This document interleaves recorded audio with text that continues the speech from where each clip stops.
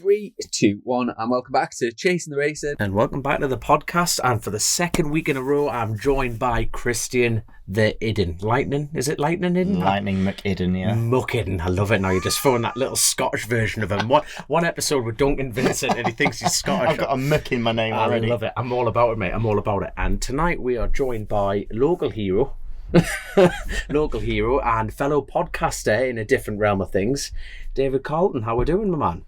Charlton, you see, I knew I'd get that mixed up.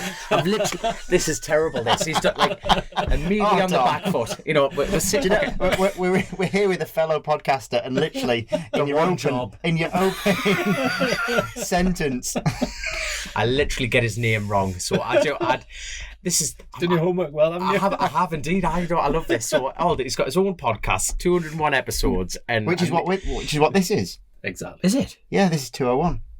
That is terrifying. It's weird, isn't it? That is weird. Yeah. That is weird. Now, I tell you, like, it's before we go down the full history of it all, it's actually we're talking about podcasts, we're poking fun at it, but it was actually Chrissy got you into the podcast side of things. Yeah, there's a huge history between you and Chrissy, isn't there? Exactly. I know. Let's go back. What we're talking 5 years, 6 years now. I think it was. Wow. Phone goes. Martin's on the other end. Chrissy was, well, having a bit of a nightmare, in all honesty. He'd crashed the bike quite a bit. Confidence was at a low ebb. I got approached to do a bit of work with him. And anyway, as I got to know him, going back to the podcast, every time I saw him, we're talking podcasts, swapping notes, helping each other. And yeah, this is just, it is weird, like 201 for myself and obviously for yourselves. Yeah, like, yeah. So like Martin's just explained the story really. So he found you in the yellow pages. I know he didn't. Google. He actually said that, and me and Christian in the kitchen going, "You're taking the piss out." Like, you know, the yellow pages, you know, like just so. But your work is in sports psychology. Exactly. So Martin sort of got in touch with you to try and help Chrissy out, and you sort of went from there. Yeah, we did. I suppose firstly, what I'll just say is, like, as a sports psychologist, you sort of got that like doctor-patient relationship where you've got confidentiality. So just so everybody's aware, we've spoken with the family, and we are going to talk a little bit about Chrissy in a nice way, and I'll cover some of the things that were discussed, and hopefully we'll have a little bit of a laugh in the process as well. So yeah, as we say, so Chrissy wasn't in a great spot when Martin approached us. I'm not going to tell you exactly what we did, but I don't give away all your trade secrets. Exactly. Yeah. But I'm pretty sure within about a month, 6 weeks or so, all his results turned where he was. He had a couple of podiums and he won a race basically towards the end of the season there. I think he was pretty good that the season ended when it did. That's obviously not just down to my work, it's down to his hard work and putting things into practice. But it had a positive impact. Normally what I find with most people I work with, I work with them for half a dozen sessions, 2 months, then it's a case of you give them the tools, make yourself redundant and ta-ra. But we had a different relationship. He picked the phone up the following sort of February, March time. Do you want to do some more work? And I remember I sort of doubt myself thinking, he's done really well here. Can I match this? That's nice to hear, though, that you're feeling a bit of pressure on that side of things as well. You know, you're very confident with what you've achieved at that point. Yeah. And you're already sitting there going, oh, bloody hell, I've probably done my job too well.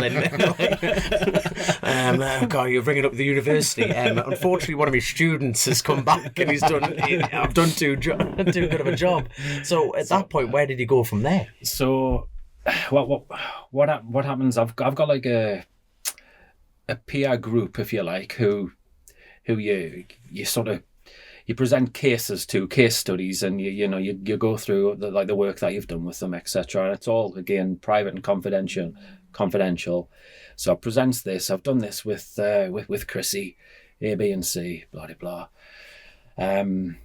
Feeling the pressure. What do you guys reckon? And really, it just boiled down to me overthinking it really more than how else, and I just went with the idea of visualization was one thing that really worked for him. So we'll keep doing that. We'll do more of that.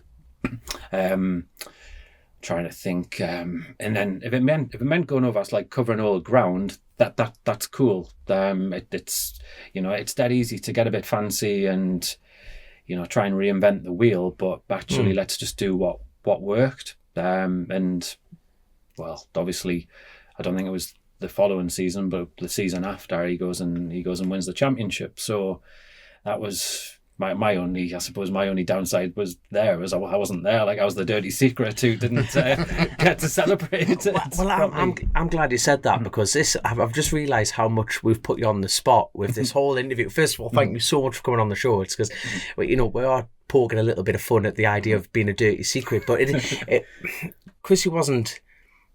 This is my opinion on it. I knew that he was not seeing yourself. I knew he was like, he decided to go down this avenue because he thought this is advantageous, not as a form of weakness. And I think where people can go very wrong with that, well, I have to see a sports psychiatrist, and people associate that with is a problem, not as gaining advantage. Yeah. So that you naturally became a dirty little secret because you're going, well, I don't want to give all away my advantage on that side of things. No, exactly, and this is where he was different to like a lot of people that I work with, where I say normally it's like 6 sessions or so to raw. He came back and he was looking for that advantage, and he was just continually like looking for something extra. I'll give you a couple of little sort of snippets into his world there. I remember there was a rival who he really liked. So a rival he really liked him as a person, but he was getting beat by him a lot, and he was like, how can I get myself angry in the state of anger when I race against him, because I want to beat the twat, basically. Class. And so we'd work on little things to get him in to change his state. I mean, God, he was super switched on and mega intelligent. He was always wanting to. He'd look at a race, like every race differently, and he was just looking for just something that little bit different to be able to obviously to win the race, to do well. I mean, one other thing as well, which I suppose is it's poignant based on like where we are sitting in this little studio now. So I said to you guys before I came in, I felt a bit weird because the last time I was in here was about 3 days or so before he won the championship, and this doesn't happen very often when you're working with people. But he said to us, I want you to take me to a dark place, basically. Right. As in, I'm feeling like very nervous. I'm feeling, I suppose, shitting myself about this situation, if you like, because Tom Neve had closed the gap on him, hadn't he, by in the 2 races previous. And he hadn't slept a great deal in the build up to that last race. So what you tend to find is, in my work, a lot of people approach you, and when you're like thinking about a performance, they don't want to think about what's going to go wrong. And this is where he was different. He was that, and that's what I mean by the dark place. I want you to take me to some of the things that could go wrong in this final race, and how I'm going to feel about it if I throw it away, and all this sort of stuff. Right. And like for argument's sake, and I do this a lot, like in my work, where supposing he got off to a bad start, how am I gonna come up with a little strategy, how I'm gonna counter that? I don't know, supposing somebody roughs him up, supposing, I don't know, he's actually got off to a really, really good start, how are you gonna handle the excitement and the buzz that comes with that? And yeah, as I say, not many people like will do that. And that to me summed them up with when it comes down to going that little extra mile. Because what I find really interesting is how you're not using bike references. Yes, you're talking about roughing up and bad starts, but you talk like the word start, that could be in any sport. Because was Chrissy your first BSB rider or not? Like working with, I mean, in that regard. No, I mean, I've worked with. I'm trying to think. You're talking BSB, or you can go across. You can go across motocross. Yeah, of course. Yeah. Not the super stock. Just to, I mean, you're talking. I've worked with. In double figures anyway between sort of a dozen to 20 or sort of thing, like so. Because how many sports do you cover? Because because Chrissy said, well, Mark, we joked about it, but you looked up your yellow pages. It's like, I would like, because we'll end up talking about Chrissy yet again, and we always will. But we'd like to know a little bit more about how you became and why you became a sports psychologist. What led up to these numbers? Yeah, I think because this podcast is probably different from any ones that I've done so far. It's probably one that I'm the most excited about because it's different for me and it's something I have a genuine interest in. But I think let's take it back and just let's know a little bit more about your story. Is it did you start in sport and you felt you needed to see someone or delve into that side of things, or was it where did it stem from for you? Prison 72. Deep breath. Okay then, right. Basically, as a kid, then I played football, I played golf. Those were my two sports, and I've got the badge here, the Newcastle United. That would be the dream, to play for Newcastle. I was never good enough to do that. I was a better golfer than I was footballer, so then the dream changed to I want to be a professional golfer. And I would say, I mean, now I play off a 2 handicap, so I'm pretty decent. I don't know if you know golf, but not a thing about golf. Not a clue. Right. So it's pretty. It's just a shame. It's just a shame you've got a handicap. That must be difficult. Only 2 handicaps. So anyway, it's pretty decent, right? You could turn professional. I wouldn't make any money at that level, but I could turn professional, and then I'd end up in a coaching capacity. Anyway. For me, as a kid, confidence and the mental side, I think, let us down.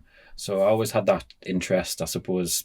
I mean, sport, there wasn't anything like sports psychology at that point, but I'd read about it and what have you. Anyway, so fast forward, how many years ago? Probably about 12, 13 years or so. And this one's a sad one, and unfortunately, it's a bit morbid. Basically, my wife got diagnosed with cancer, and she was probably given around about 3 or 4 months to live. It didn't work out that way. It worked out. She ended up living for 15 months. It was bloody hard, really difficult time, and I'm like going through that period, and I'm thinking, well, I've got a life after this, if you like. I mean, I don't know, some people could say that's a bit selfish, but I'm thinking like I'm not particularly enjoying what I'm doing, and like, how do I want to live my life? I know age has got nothing to do with this situation, but how old were you, the pair of you? I'm in my early 30s at that point. Like you say, you've still got plenty of decisions to make at that point. Yeah, I've got a mortgage and all the rest of it, no kids. Yeah. So I was working in the travel industry at that point. I was a branch manager and like a corporate travel. Oh, right. So, where am I going with this? Anyway, I was off work for about 3 or 4 months, just trying to deal with like the enormity of it all. I was pretty much a carer for that period, and I was a mess of anything.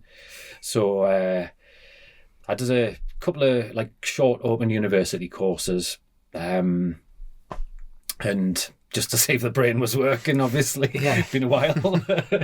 And I quite enjoyed what I was doing. It wasn't like sport related, it was just like general psychology. So it sort of laid the seed. I thought, well, actually, yeah, maybe I can like do this. Anyway, so Alex sadly passed away in where we at? I've lost track of the years. Yeah, it was November 2008. So yeah, it was 2007 initially. August 2007 when she was diagnosed. So she died. I'm like in bits, and it was bloody hard for a good few months, to say the least. Anyway, the following June, I get made redundant from my job, don't I? And I could have moved to Aberdeen. There was a job there in Aberdeen, like similar industry. I didn't want that upheaval with what had gone on. And it was a case of, well, right, stick or twist, do you probably find another role in that industry, or do you do something you really want to do?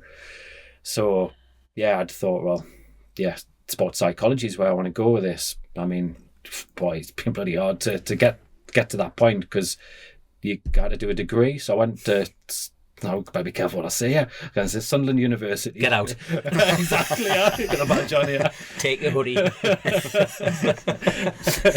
So did a degree, 3 years psychology. At that point, I'm like, when you looked at sports psychology jobs, literally there was about one. The UK Sport have got a jobs page. There was about one job every 3 months in it, and so I'm thinking, you've got to then do a master's degree, you've got to do like this supervised practice period. So I could do all this, and there's no guarantee I'm going to get a job. So I was seriously thinking at that point, do I do like what's called organisational psychology and business, just simply because I knew like the prospects would be okay, but I didn't. I followed my heart. I worked part-time, did loads of little jobs. I remember I was like delivering for Hermes at one point, trying to make ends meet, and that was the case even when I was qualified initially, when I'm going through it. Yeah, so, well, I don't know, there's a long story to get to that point. And yeah, it was bloody hard like industry to get into, because as you say, people, I don't know, you just mentioned the word psychology straight away, like, oh, I've got a problem, like... it kind of has like a negative connotation to it, doesn't it? Or massive. The minute it's said, it's almost as if you've got a problem, so it needs fixing, which doesn't always necessarily have to be the case, does it? You could just be wanting to better yourself. And that's what I felt like. Well, that's definitely what Chrissy was doing, and I think a lot of athletes, with the way the world has gone into mental health, I think it's more... Certainly in the last few years, it's way more. It's more spoken about, isn't it? More approachable, more. In general, the whole how your mind works is way more open than what I've ever known it be. We see that. How do you see that as a professional? Do you feel like it's become more open, or? Yeah, I mean, I suppose you just need to look at what your social media has, what your internet done. You're like where the top athletes are talking about it day in, day out now, isn't that? But this is the tricky bit I see now, is where it's spoken about so much by athletes. Now, if we take the tennis player, what's her name? Not that young woman, 18-year-old who won Wimbledon. She disappeared, didn't she? Emma Raducanu. Now, I wasn't thinking of her. Naomi Osaka, right? So she quit. Not she quit. She didn't play in, it was a French Open or a big tournament, and there was a lot of like pressure on her at the time, and it's happened quite a bit in other sports, and sometimes, I don't know, the crossover between like mental health and like performance anxiety and dealing with nerves is a bit of a delicate one and a tricky one. Obviously, I don't know her story. I think she's had a lot of difficulties personally. So fair play, and understand why like the mental health's been talked about with her. But some people not so. They can use the like mental health as when arguably maybe it's not. They're just not. So do you mean it's almost been not misdiagnosed? It's not necessarily diagnosed, but it's almost being miscompartmentalized, because actually it was the same pressure that girl would always have had, or that athlete, but then they're saying, it's because of something else, because it's more in the... Is that what you're trying to say? Is that how you mean? Yeah, maybe it's just, it's really it's a difficult one to define, and I think maybe when you're young, you're in your teens, your 20s, it's very easy to think, all right, I've got a mental health problem here, but maybe actually you haven't. It's just more. Do you think in a way that kind of happens? It seems a lot more prevalent, but do you think it's also potentially the modern world, which I think is pressurized, and I think social media is a big factor of that. But then also, do you think it's sometimes even a buzzword and people potentially latch onto it? Do you see that? Or no, potentially. I think that there is that in it. I mean, you know, you get some people who talk about snowflake generation and all this of younger people, and it's different. Yeah. Let's face it. Now people are more open to talk about how they're thinking, how they're feeling, and you know it's a good thing ultimately. But then again, it can just muddy the waters, obviously. But not speaking as a professional, like if you're trying. That has just made your job twice as hard as what it already is. Stepping into this episode with you, it's wow. Well, I mean, when you're sitting down with someone for the first session, maybe they approach you, I want to race faster. You're not just thinking about your relationship, your thoughts, like with the bike and racing. You are going into how's things at home, how's things with your team, your sleep, your lifestyle, the full works. You're trying to map it all out as to how am I going to help this person? So yeah, there's a lot of crossover. I mean, one thing I would say with the mental health thing, and I think this is an important one for anybody watching or listening. When it comes down to like sports psychology, you've have to be careful what I say, yeah. But you are on Chasin the Racin. We're not on your pod, you know. It's not the way right. You can say what you want on this show. You're all snowflakes. Get on with it. Exactly. Brake late, accelerate harder. There's a championship. There's the invoice. Champions. So I alluded to the fact, look, I did 7 years worth of training. I got a HCPC registrations. That's the Healthcare Professions Council. There's a fair few people out there who try to call themselves a sports psychologist, and they've read a book or two. And that worries me, and that pisses off a lot of people in our field, because I mean, let's face it, it must have cost me 50-60 grand to and a hell of a lot of hard work, blood, sweat and tears, and then somebody does that. It is a protected title, so I suppose anybody watching this who does want to work with a sports psychologist, I would say do your homework on who you're working with. But then the other difficulty with it is, like, so with the mental health bit, I'll work like proactively, I would say, with mental health. So I've got a a basic understanding of mental health, but if I feel like the line is crossed, then I'm going to refer it to a clinical psychologist, a counselling psychologist, etc.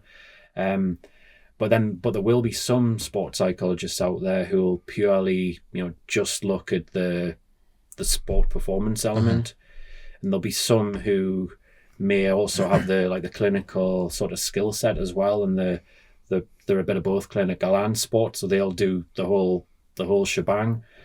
So it's complex. I mean, you said before there about me being a sports psychiatrist. Now I've got to be honest here. I did wonder with that terminology. I had to Google like the sports psychiatrist before we came here, because you mentioned it on the phone call that we had a couple of weeks ago, just to see what a sports psychiatrist, what the difference was. And I suppose I'm not that much the wiser, other than all I know is a psychiatrist has to have like a medical doctor sort of background.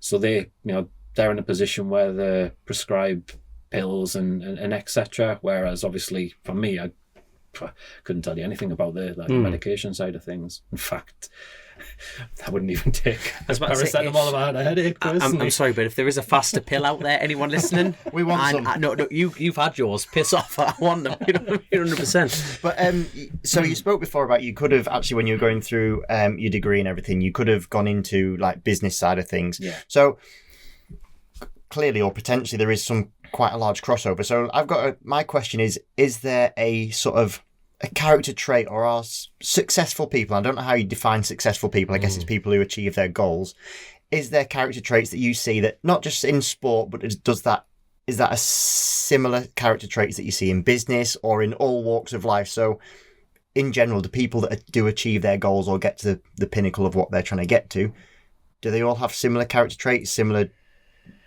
Yeah, good question. There's similarities. So is business and sport the same? Is it? Yeah. No, there's a massive crossover. I'll work with people high up in the police to different execs, and you get very similar challenges. So, one thing I would say is that naturally, look, if you're going to be a high achiever, you're highly driven, aren't you? You say you're going to do it, and you do it. So you're committed. You keep your promises. Confidence. You're confident in your ability to be able to do your work. What your emotions, you're able to handle pressure in that respect, emotional control. There's probably an element of risk there as well, risk takers. I think where it can get some success, you often hear about successful people who sort of go over the edge, if you like. And I think for me, self-awareness is the critical thing in all this. So, you can be mega committed, driven to your craft, but if you're not really fully in sync and in tune with that, then you can burn yourself out quite easily, and then your form takes a dip. So you need to be aware of that. Confidence side of things, you can be super confident in your ability, but then do you get complacent maybe, and you lose that little edge? Or if you're in a team sport setting, that confidence might not go down well with some of your teammates who aren't as confident. Then you're seen as arrogant, and it causes a problem. I suppose, I know we're talking individual sport, really, we're motorsport, yeah, but in some ways it's a team sport, isn't it? I suppose motorsport's a really difficult one, because it's the individual that gets the plaudits, shall we say, but then you need a fantastic team around you to actually achieve anything at all.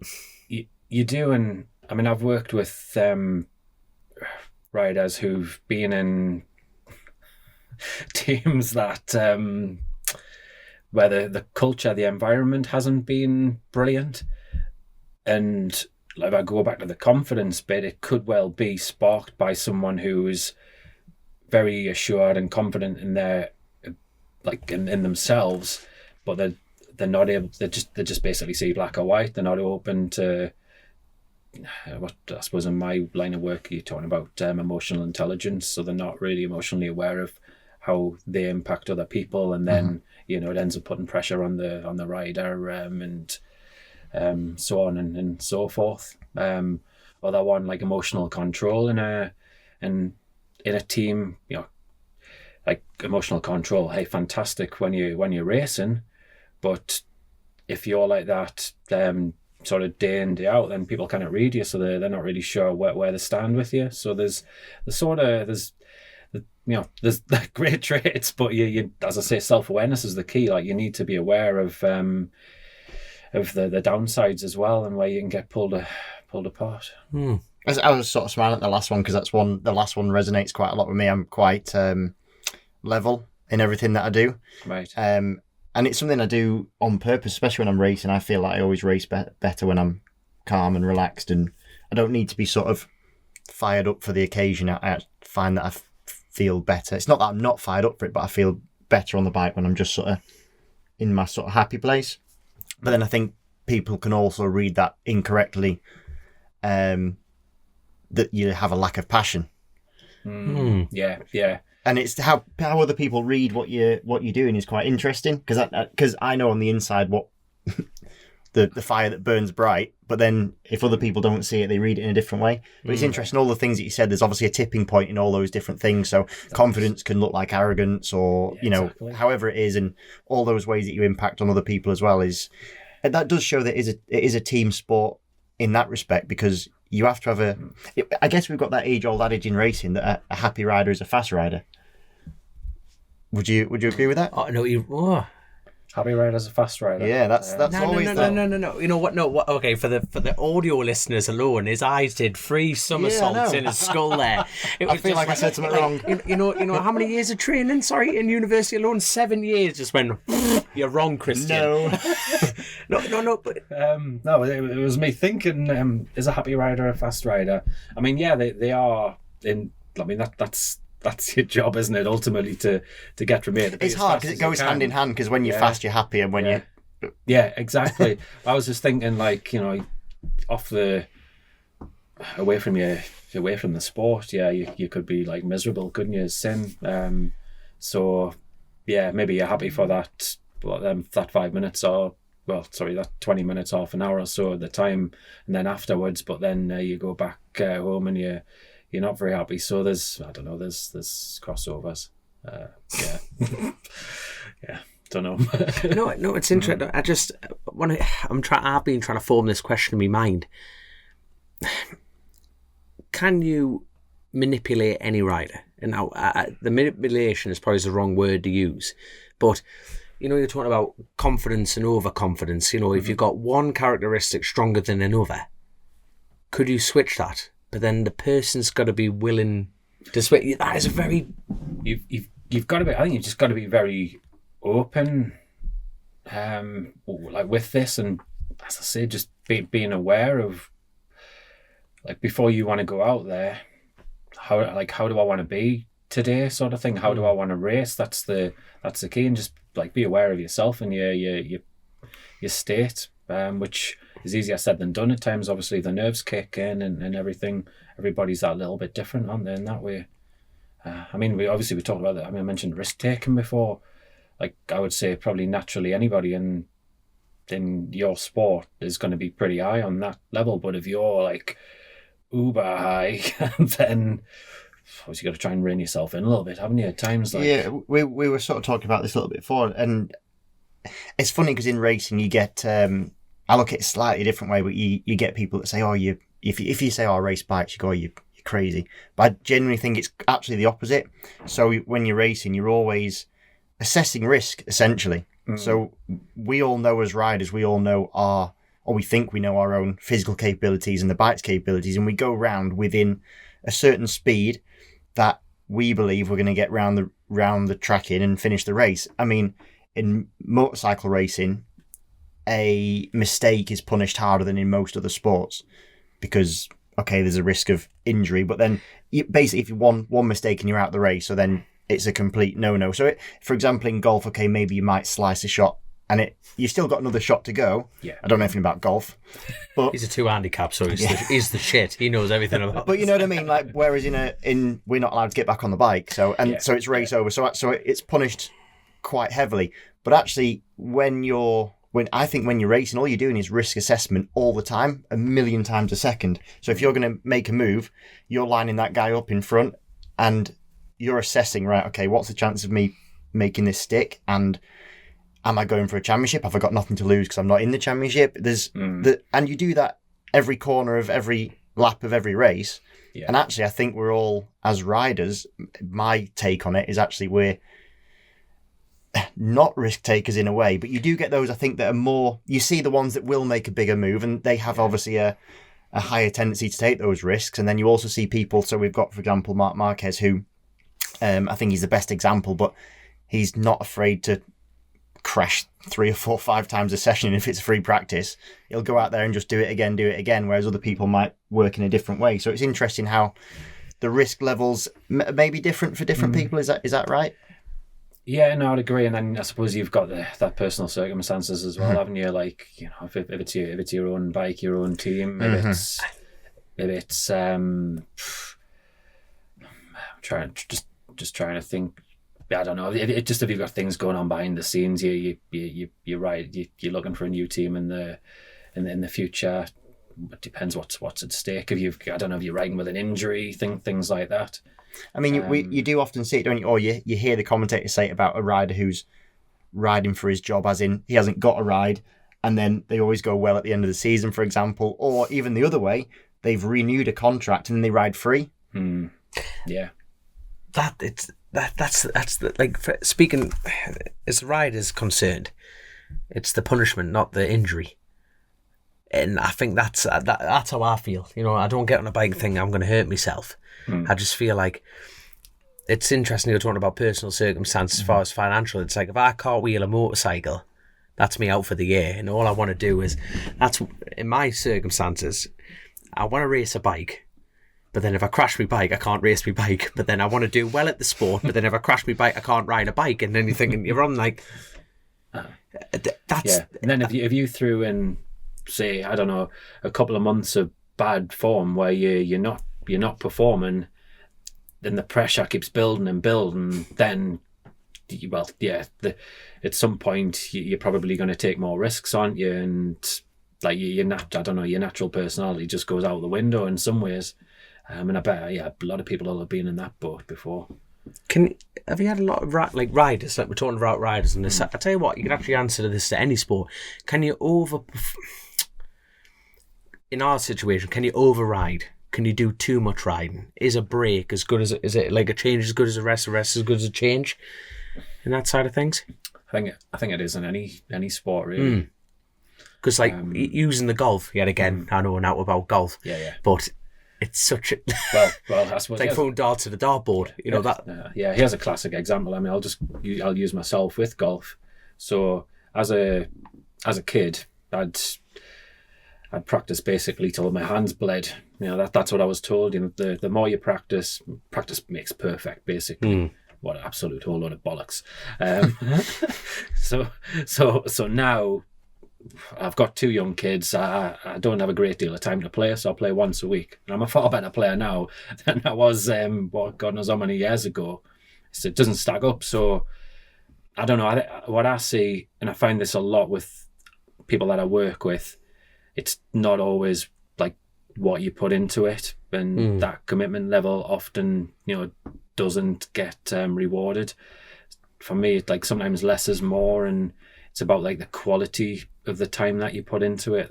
That's huge. If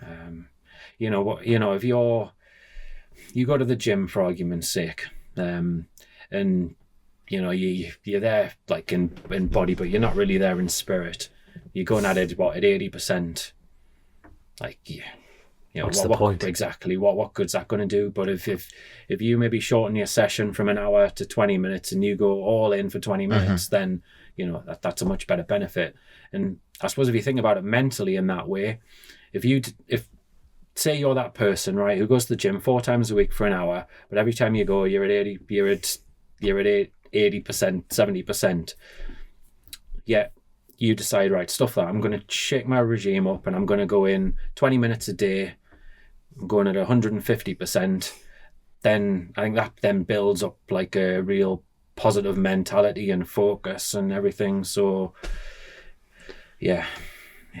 No, that's interesting, because like I see people like always riding, always compete, like even like motocross, and I try to do as much as I can, and I feel like that risk and reward element, and like Chrissy used to refer to that all the time. It's like I'd ride across it, I'd feel like I'm getting fitter, but then you'd still ride at 80%. Feel like if I chuck it up the road here, I can't go riding. It's like it's like if you injure yourself, and you do a lot of motocross riding yourself, and it's so for me. So my everyone's thought process is different. So for me, riding motocross, and it's interesting, your thought process and my thought process is a little bit different on it. So like for me, going motocrossing, of course I don't go absolutely like mental on the bike. I try not to. If I can just see this being 99% now. No, but I drop 1% Herbertson, I'm calm. there's a percentage off for sure, but like my granddad always used to go mental at me for going motocrossing, because he's like, like you're going to get hurt. But I know that makes me sharper. So for me, I would rather get onto the short circuit bike as sharp as can be. So my thought process around it was, I might as well have run the risk of getting injured, but be 100% on the road race bike, than being not injured because I hadn't been motocrossing, but be at 80% on the road race bike because I wasn't sharp. So I'd rather run the risk of injury. You would see it as a hindrance. So if you didn't do those motocross sessions, you would turn up at a short circuit as sharp, yeah.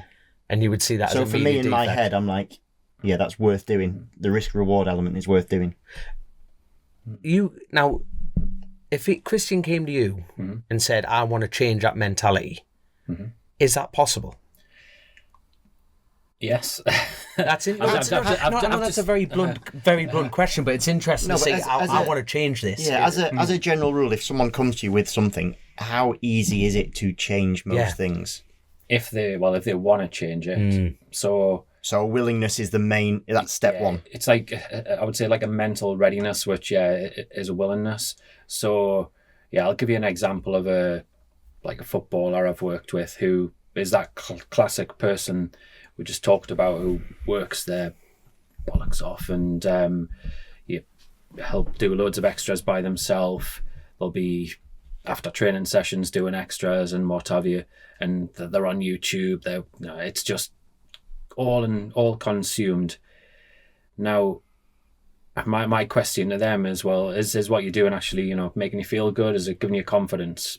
Nah, it's about doing it because of anxiety, really. Like, I have to do this to make the grade, sort of thing. Right. So that to me, like, it's like the feeding that body, if you like, with the wrong emotions there.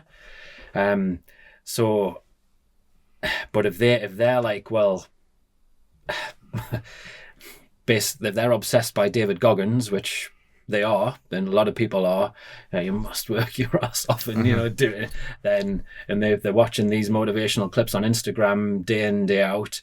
That is blooming hard to shift. But the reality is, if they maybe tailed that back by 20%, 30%, and they, I don't know, had another activity, I don't know, do a bit of kickboxing or whatever it is, and had a little bit of fun, then it's probably going to just maybe the body tension wise and that anxiety, it's probably just going to drop a little bit, and then that'll free them up and then go and perform a bit better. Do you believe you can be over fixated on a task at hand or something like that? So say you've got your football, if that footballer was, can you do too much? As in, can that become such a focus? Is there something that can be too focused on something that it become detrimental, or is 100% focus 100% focus?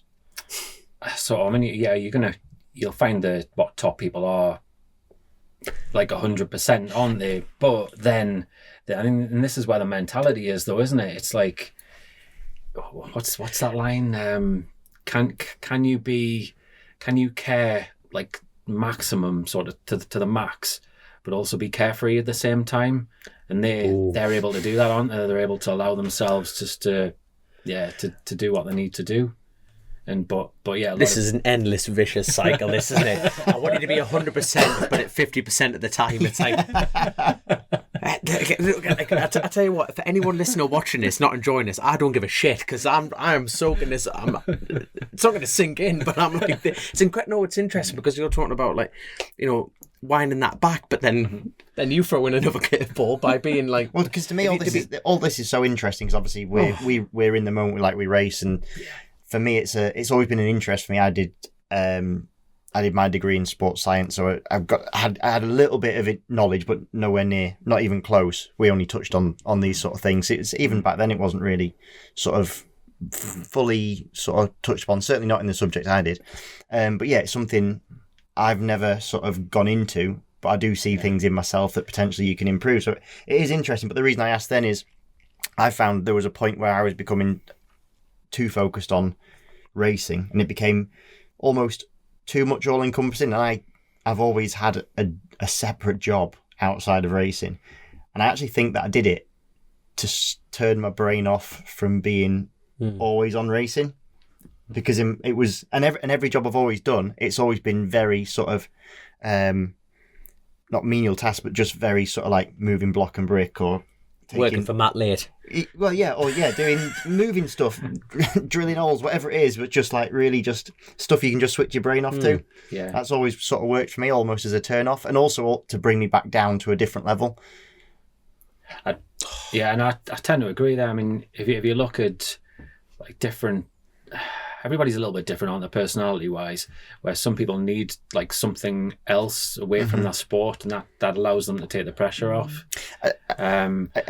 Everything for me, obviously it's easy for me to bring it back to myself because I know my own sort of situations, but an interesting one for me is how people perform differently when they've got children. So I've just not long had a child, and then all of a sudden, actually for me, I find that better because I've actually, instead of going to work now as a separate thing, as a switch off, he's my switch off, if that makes sense. But it's still, you've got a different focus.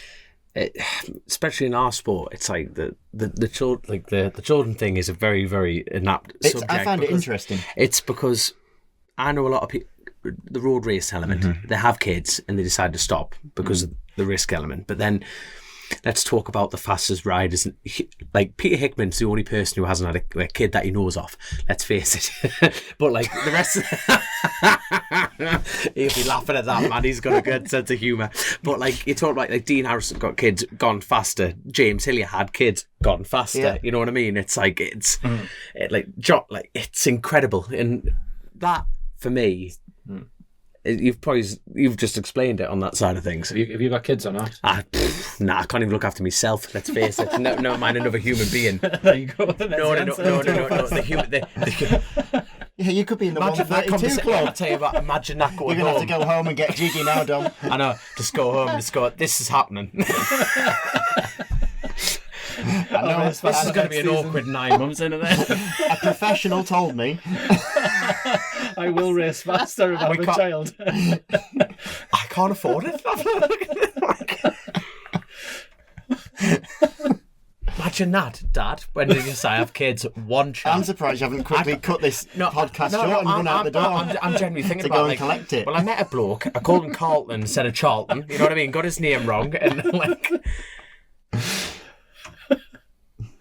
I'm not thinking about it. Can we change the story? Let's move on. Imagine if I had kids and I went faster. 132. Imagine the price of speed is having children. Is this the sum of it? I'm just thinking about it. Can I turn the tables a little bit here? No, you can't. And just ask a question I would normally ask, like I was doing in a session, right? Just as, in a way, we're doing a little mini sports psychology session. This is cool. I like this. Yeah, right. I might not like it. I'm having kids tonight, so I'm in a different mood right now. Okay. Down, boy. I'm psyching myself up. It's like, I can see. No, you can't. You can sit and laugh in the corner, right? So, what's your favourite food? Probably Indian if I was going to have something. Pasta. Okay. So Indian, now you're out of the picture Champion. for a second. Indian, what kind of Indian food then? Oh, this is good. I'm going to sound so pathetic now. Chicken tikka masala. No, it's not even that. It's a korma. Korma, right? I just like dipping the Peshwari naan in the korma sauce. That's a bit of me. Okay, so korma, right? I'm never going to make it. I can tell. I'm being judged, so I should. Yeah. So imagine here, right? We've got this. Obviously, we've got Kit Kats and different things here. But imagine that's your korma there, with your rice and your naan and what have you, right? Yeah. No, I don't have the rice. Just naan. Really? Yeah. No, just like the naan. Yeah. Coconutty goodness. So that would be like the outcome, right? Of the different ingredients, so the herbs and stuff that go into the sauce, the chicken, and obviously the naan, right? So that's the outcome, right? Okay, so now then we'll just flip to racing. Suppose you've got a race of the weekend. What's success to you? Normally, it should be winning races. I had to change my outcome, my goals this year, but yeah, normally success is only winning. Okay, right. So if we equate that, then so winning is an outcome, yeah. The korma, lovely korma that's sitting in front of us, is an outcome. So I mentioned there about to make that korma, we need like obviously some chicken and different ingredients. We need to stick it in the oven, etc. So if you equate that to your winning, like what are the key ingredients for you to be able to win this weekend? I see. So the ingredients to success. Yeah. I think the ingredients are having the physical capabilities, which I believe I've got. I do believe that mental side of things is very important. And then there's also things that are outside of my control, which is the bike, how it performs and how well the team performs. Okay, so if I was working with you, I'd be well. Firstly, like the physical side of things. Obviously, hopefully you've taken care of that because you've been in the gym.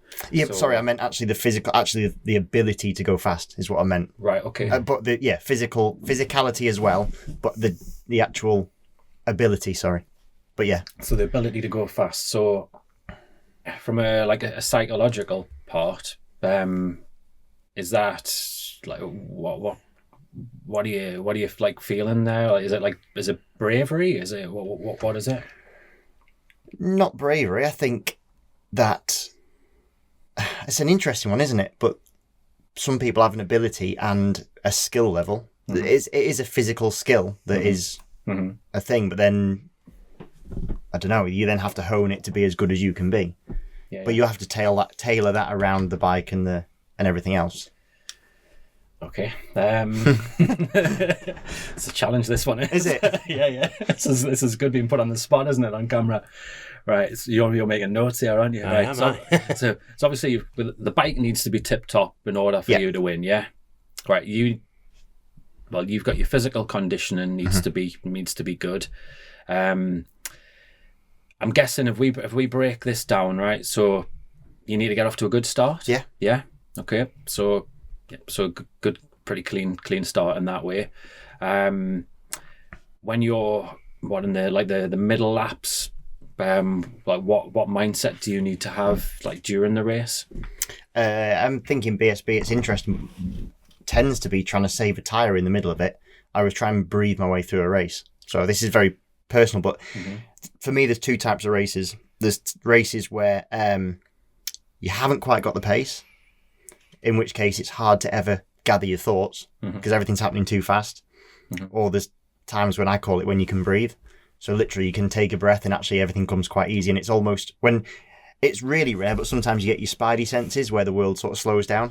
And that's when you're really firing on all cylinders. Okay. So you try and get in, personally, I try and get into a rhythm if I can in the middle and try and make the world slow down as much as I can. Right. It's not always possible because sometimes, say, there's a group in front of you that are going away from you and you haven't got the pace for whatever reason. Yeah. Makes sense. So in the middle, I'm trying to gather myself together if possible. It's not always possible. Naturally. So in a way, then you'd be sort of clear in your mind and you'd be able to make some really smart decisions basically along the way. Yeah, but it doesn't. But that doesn't always happen for sure. Yeah. Yeah, naturally, because there's curveballs left, right, and centre thrown at you. Okay. So what have we got then? So we've got this: you breathing and ideally trying to make some space for yourself. Is there any other little secret ingredients of success, if you like, for you to win this damn race? Not from me, I don't think. No? Okay. So, what, do you finish the race 3 or 4 laps before the end? Or, I don't think you do you? Oh, no. Exactly. So what about the last few laps? What state or do you need to be in to be able to finish strongly, basically? That's a good question. I don't know. I guess my mind just focuses, by the time you get to a certain point, on maximising whatever you can do within that situation. So whatever's happened from the start, trying to get away well. The first few laps are always hectic, so you're always trying to just get through. The middle bit, like I say, trying to get yourself into the best position possible. And then by the time you get to about 3 or 4 laps to go, I guess my thought process is trying to maximise the situation that I'm in. So obviously the main goal always has to be to win. But by that point, you've realised that may or may not be a possibility, but maybe you can see 5th place and you know that you can get to there and you're 8th at the moment or whatever it is. So trying to maximise the situation, I guess. Yeah. Okay then. So where are we going with this now? So yeah, we've got about 4 or 5 key points there, haven't we? Which are your key ingredients to the person who puts themselves under a ridiculous amount of pressure. I must win. Yeah. That would always be my advice is, right, think about those 4 or 5 things, print them off, have them on your phone, put them in your bedroom, and do your damn hardest to nail those 5 things. And if you do that, race in, race out, then let's be honest, you're probably going to have a 7 out of 10 performance most of the time. Obviously, there's things outside your control. Not even anywhere near that this year, to be fair. Yeah. More like a 3 out of 10. But thanks. But I guess so in that reference, what you did basically was try to break down. So I suppose what you're trying to do then is an end goal might seem ridiculously difficult or hard to achieve, but then if you break it down into the steps, each step is achievable. Yeah, and I mean, I would go one step further if we had more time and more doing in a session. Where would be? I was simplifying it, but that'd be like then, right? Okay, so what's actually under your control here, and what's not, and would be the stuff that's outside of your control. Let's hide that to one side and just concentrate on those nitty gritty things. And you can feel a hell of a lot lighter by just simply doing that. Yeah, by breaking the task down into... Yeah. It's funny because I do quite a lot of endurance type activities, and then the missus is going to run a marathon and she's stressing about it because she's thinking about the full distance. And I've tried to break it down to her, and you just think, okay, well, you've run 3K. You just need to do that 15 times, whatever it is. Yeah. But then, when you start breaking it down, or the journey of 1,000 miles starts with a single step and all that, and you just... I tell her, every step's a step nearer to the end, or those sort of things. That there is ways, isn't there, to almost trick the brain, I guess, into making the task smaller. Would that be correct? The end result's the same, but no, you're right. I think where people can go wrong is, I'll borrow your pen for a second. I'll just try pen and paper as well. Right, where's the camera over here? Right. Yeah. So we've got like the past over here. Yeah. Future over there, and then present in the middle there. If all you're thinking about is winning, you're over here really, aren't you? A lot of the time you're in the future, you're trying to predict what's going on. And if you think, you always hear the thing about being in the zone. Yeah. If you're in the zone, in the moment, you're just thinking about exactly what's happening right in front of you. But it's human nature to be over here, as in it's human nature to be there. So I don't know, maybe you've slowed down. You've with a going around a turn badly. So you're in your own head. Why'd I do that? Blah blah blah. And then you flip to predicting like that might have cost us the race and all that sort of stuff. Like that's totally normal. But rather than fighting it for the rest of the race, if you recognise that.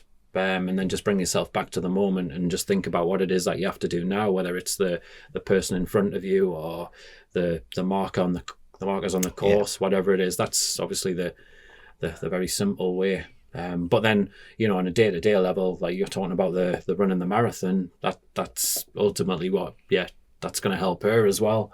If she just thinks about the next 100 yards or the next person in front of her, etc. I mean, we've just had the last race of, well, not just had, but we've had the last race of BSB, and there was a lot of, between Glenn Irwin and Tommy Bradwell, there was a lot of, I don't really know how to describe it, but bitchiness. I wasn't going to say that, but there was a lot of aggro. There'd been a big coming together, and from an outside perspective, okay, I was racing, but I was from outside because I wasn't in that race per se. The way they both handled themselves, I think, from a pressure point of view, was actually quite impressive. And I don't know how much you watched that and how they handled it, but Glenn had to go out and win all the races, and he did his job basically. And Tommy had to finish where he had to finish. But actually, going into the last lap, there was a enormous amount of pressure on the pair of them in slightly different ways, because it was Tommy's to lose and Glenn's to win. But so, sort of from your perspective, if you were sort of working with those guys, would you approach how you worked with them slightly differently because they were in slightly different situations, or would the approach still be the same? I think you've got to approach every situation, every person differently. But then your general tools, in my case, the toolkit, doesn't really change. You probably have, I don't know, if you think of a builder, you've probably got 5 or 6 stock tools that you go to, but ultimately, don't know if that answers your question or not. No, you'd use your techniques, but in a slightly different way to Because one was a chaser and one's a chase, weren't they, in that respect? So exactly, but the ultimate thing gets back to those sort of key ingredients that are under your control, being able to throw the external stuff to one side, and I mean, because everything happens so fast in motorsport, you really you're trying to help people not get too far ahead of themselves. I'm going to put you in a lot of trouble. I'm going to talk about this toolkit. Okay. But what is the easiest sport to work with in your position, and what's the most difficult sport you work with? Wow. Yeah, I know. And I don't think there is an easier sport. Oh, you shy bag, Howie. Come on. Come on. It's different. Well, I'm going to go with tennis, right? Tennis can be... Actually, nah. No, tennis is very tactical and everything. Let's talk about swimming. Like, swimming is racing, isn't it? It's putting... Yeah. But then, like, I wrote a little note here. But then gymnastics is bloody hard, though, because people get mental blocks, right? So, do you want to demonstrate? I showed you before doing backward, cartwheels and stuff like that outside. Do you want to demonstrate for people now? I can fall out of there, mate. That's as simple as that. No, but you're right, though. So anyway, joking aside though, with gymnastics, right? So you could train a hell of a lot, and maybe for 3, 4, 5 years, everything's going hunky dory with all your skills. And then all of a sudden, one day you have a fall, and then that imprint is up here. So the next time you go and do it, you obviously there's a bit of doubt there, and perhaps you don't do the skill the way you want to do it, and maybe, I don't know, the following day you come back, and you have 10 attempts at it. 7 times out of 10 you do it, 3 you don't. But then the next day it's like it gets worse and worse, and before you know it, over a period of time, you're unable to do the skill, basically, which means you kind of get top marks in that particular sport. That is, I find, is like really, really tough to then help someone to get it back. So that's almost to the confidence side of things the hardest, is it? Well, would you call that confidence or not? So, I mean, there is an element of confidence to it, but now we're going a bit deeper. Like, what I'm thinking is, if you think of the brain as a hard drive, right? Okay, so I was going to use these biscuits, but I'll not bother. We're not sponsored by Gold Bars. They're not biscuits, they're chicken korma. We're like we're food in this house, don't we? And Karen's a feeder. We say it all the time on this show. So he has like a folder, if you like, on my hard drive. In that folder is a memory of which so you can visualize the memory of you crashing and tumbling and falling, but attached in that folder is emotion, obviously, maybe embarrassment, fear, all of this sort of stuff. Then another one goes in, and another one, and another one, and before you know it, this hard drive of yours is like stored with a hell of a lot of negative movies, if you like, and the emotion. Now, I think that's the emotions, the tricky part.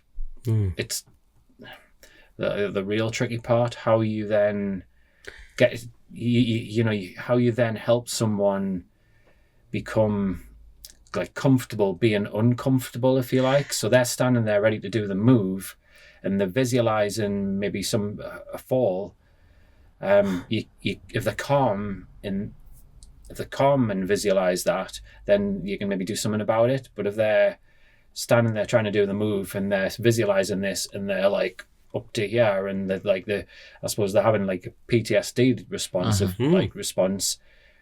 then they're overcome by fear, then there's absolutely no way they're going to be able to do that move. And that's blooming hard to overcome. Like, and I've been thinking about it in a racing perspective. Maybe to some people, on the start line, maybe they've experienced some similar things, or if if you've been involved in crashes, and you'll experienced probably some like sort of PTSD style responses. Yeah. I've got a very, very random question. But what is the definition of a psychopath? No, I'm being serious. I know, no. It is random. No, it is random. It's very random. But what is the because basically people want to come up to you. I know. Report me to the. Someone Google it, right? Seriously, someone Google it, because people are coming up to you. Like there's questions in myself, and when you're talking about a PTSD situation and that hard drive, people are coming up to you. Like I would go up to you and say, I want that deleted. Okay, right. Well, so it's like, and what I mean about the psychopath element is a bit like that psychopathic nature of going, no, like there's just no connection to that fear element and just going. Okay, right. Well, here we go. Another question. So, going back to the skill set of the person that you're working with. So I've got like hypnosis under as one of my tools. That can be helpful. I've got a colleague who's based in Italy, who the two tools in her toolkit which are additional to me are, one's called brain spotting, one's called EMDR, which is about eye movement desensitization. Now there would be like really like sort of weird things for people to experience, but it's essentially what her toolkit does is you're never going to get rid of the memories, the visions that go on, but it dampens down the emotions. So then so check my podcast out. I couldn't tell you what number episode it is, but she talks about it, and I mean basically it's helping people with trauma essentially. Give your podcast a shout out there. If people listen to that, so what is the name of your podcast? Demystifying Mental Toughness. There you are. Say it after a few pints. Yeah. It's I've just listened to Demystifying. I'll send you the link in the morning. It's one of the episodes like early on in my first 20 episodes, I think. Trauma, the yips, and something else. The yips is that's like snooker players and dart players, they get that sort of thing, don't they? So if you were the dartboard, I'm throwing the dart at you. I hit Tom. That's because you eat kormas. It goes out the side of my hand. But the golfer would have a putt this long and yip it and then yip it, and it would be carnage. It would be terrible to watch. And is a lot of that about pressure in the moment? Because it's funny how we certainly get in racing people who perform not as well in a race situation, so when the actual event happens, so they might practice or qualify very well and then don't perform quite the same, or potentially the other way around. So I, again, from a personal perspective, I'm practice and qualify absolutely shite, but then when I get in a race situation, that's my happy place and everything. I feel much calmer, and I race better, and I try 100% in both scenarios.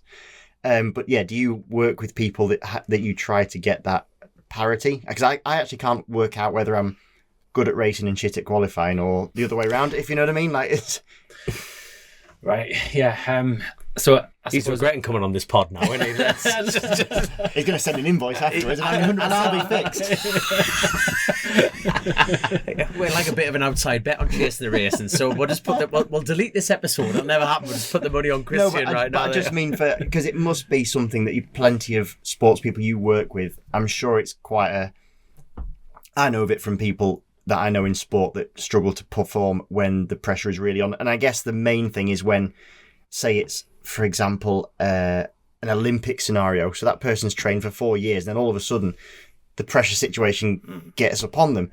And from what I've done it in my course, what they always tell you is that you train for a specific purpose, so don't do anything differently. What tends to happen is people do something extra for the occasion, which they didn't train for because that's not what you did. Yeah. No, you see that a lot where, I mean, I suppose if you think of a marathon runner, or a boxer for that matter, the marathon runner for the last month, they're tapering down their training. The boxer the last week, they would be doing it. But so many people do it the opposite way, don't they? In other sports where you got a week before a race or whatever it is, and they do 10 times as much. Totally the wrong thing to do. Just do what you normally would. Anyway, if I'm helping you, then trying to gain some consistency in your qualifying and then in your racing, I would be looking at your expectations. So, I'm getting a proper full-on session here, aren't we? No. But sorry, I didn't mean for me. So I was just saying how I was just explaining sort of how I perform. But do you work with people that perform better in different scenarios? Is what I mean. Yeah. I mean that I would say that's like one of the most common things. I'm going to shout like a podcast again. Yeah. So I had a period, I think it was last year, where I did around about 6 or 7 episodes in a row, which was all about basically how you transfer your skills from training to the competitive environment. And we looked at basketball, football, golf, all different sports. Useful to look at that is, where am I going with this? Anyway, get back to expectations. I would.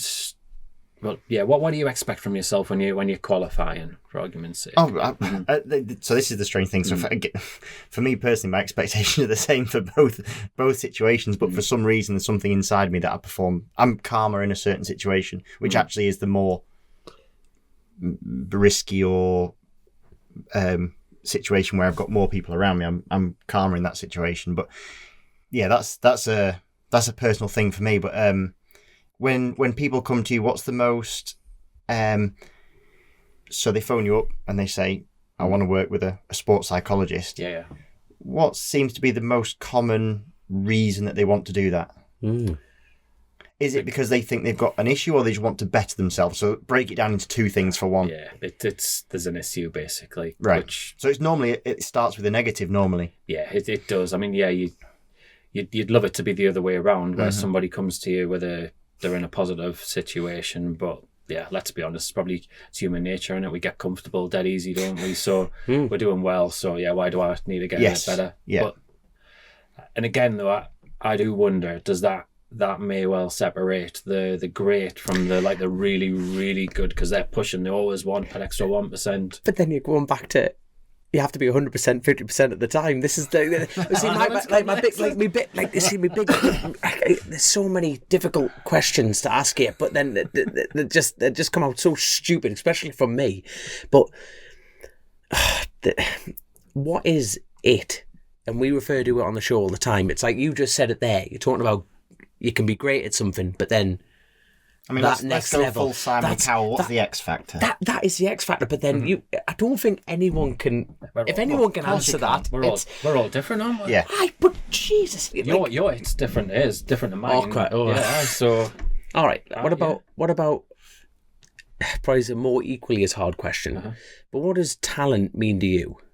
Because the reason I'm asking that is Chrissy introduced me to a book called Bounce, about table tennis, and he must have referred that to you loads of time. And I genuinely believe, this is taught about me, that I'm seriously untalented on a motorcycle, but I want it, and I work, and it's a skill set. And then these conversations that we've had over 200 episodes, it always bounces around. It is a skill set, and it always refers back to the mental approach of motorcycle racing. It is in your head. And this is where that question comes on to you. What does a talented person have?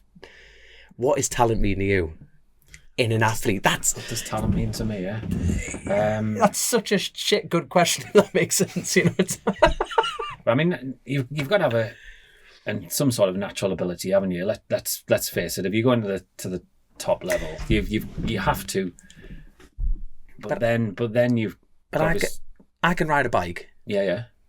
But then he's quicker than me round it, so it's a bit like, is he more skilled than me? He's got to be, hasn't he? I'm saying nothing. I don't. No, it's right though, isn't it? But then the mental approach. But it also depends where you are, because I'm not. If we went on a short circuit, I should have the upper hand. But if we went around the roads, then I wouldn't see which way you went. But you see, then that's mental, because then your skill set is still stronger than mine. But then we get to the TD, it's like that mental approach totally hindrances that dynamic of it. But again, I get.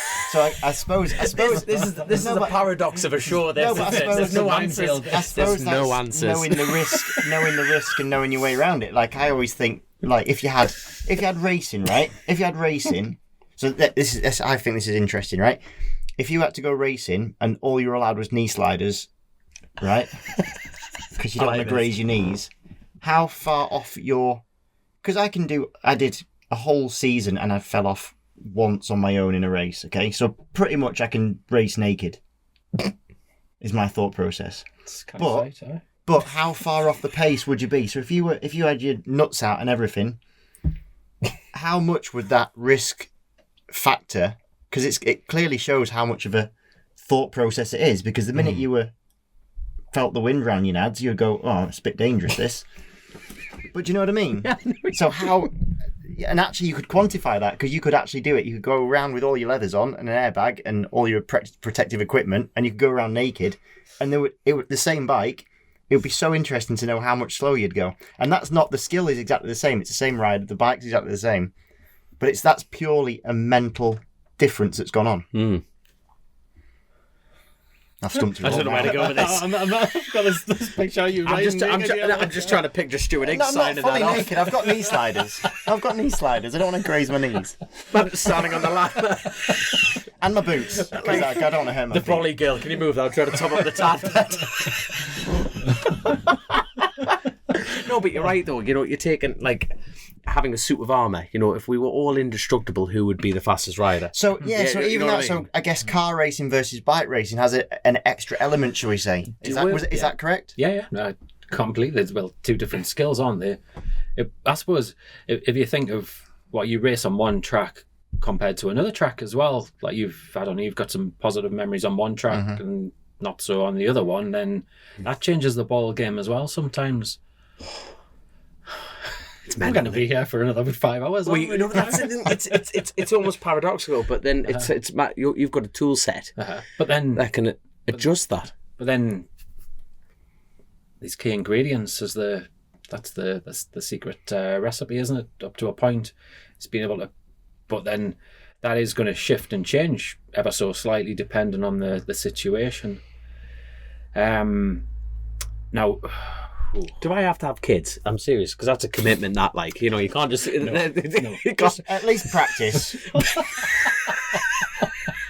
It's only fair that you go and practice. I'm looking at him. If he rings me later on, going, Dominic, you're going to have kids, son. I've sat across and opposite, looked in your eyes. If you want it, you're going to have it. I've assessed your performance. This is mental. Yeah, well.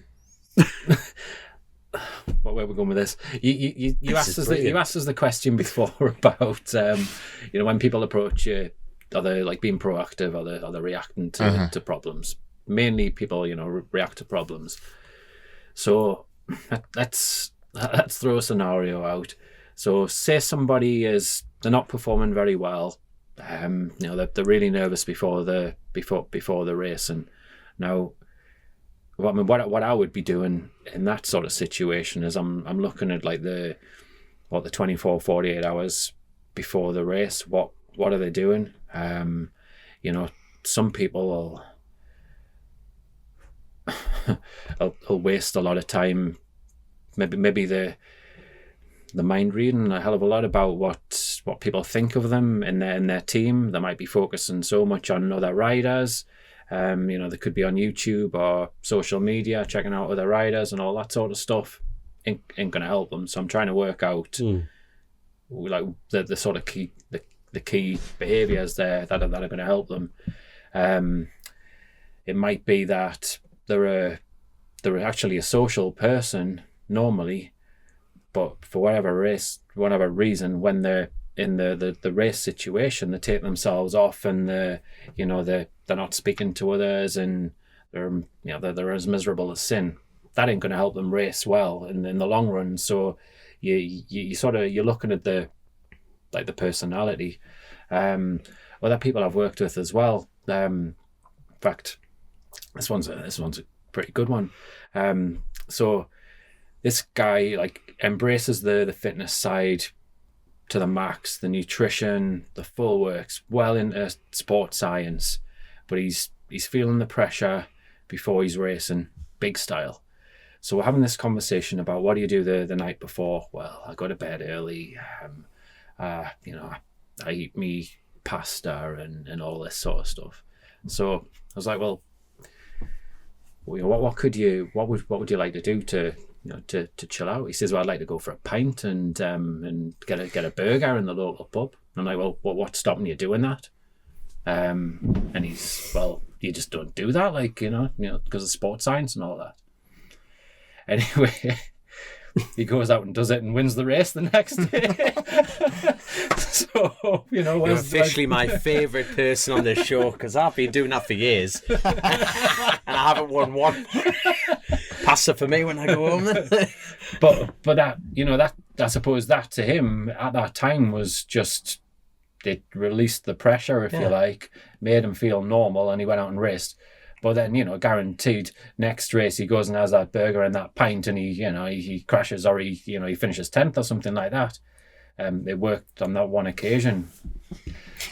Just you find that things build up, because I have most races. I don't know if you have any superstitions, but obviously we spoke about superstitions before. But I have quite a few superstitions, or the way you get ready, or whatever it is, and most of them stem from I did something just by chance, and then I had a good race or a bad race, so I will or won't do that in the next one. And then over time, the more that you race, the more these things build up, because okay, I put my boot on a certain way that one time, so then that's a thing. And then the next time you put your gloves on a certain way, that when I had a good race, so that's a thing. And over 20 years of racing motorbikes, you've got this flipping 4-hour routine.